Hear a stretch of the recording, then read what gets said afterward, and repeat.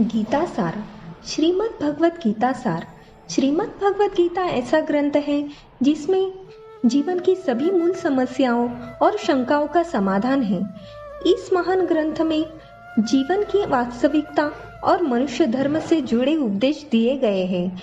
आप जीवन में किसी भी अवस्था में गिरे हुए हो, आपको किसी भी समस्या का समाधान और उनकी जरूरत हो तो आप गीता में उसे ढूंढ सकते हैं।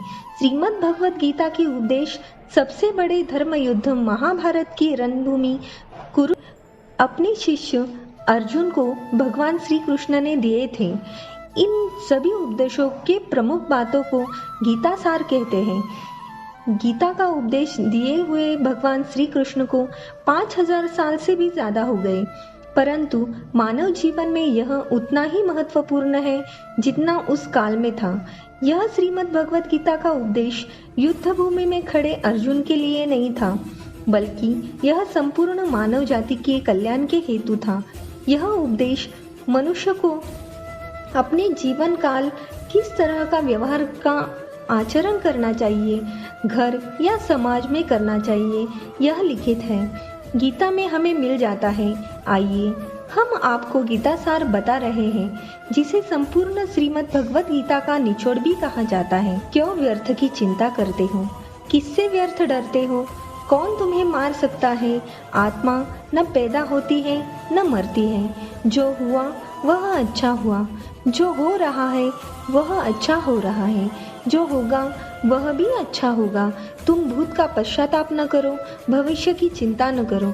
वर्तमान चल रहा है, तुम्हारा क्या गया जो तुम रोते हो? तुम क्या लाए तुमने खो दिया। तुमने क्या पैदा किया था जो नाश हो गया?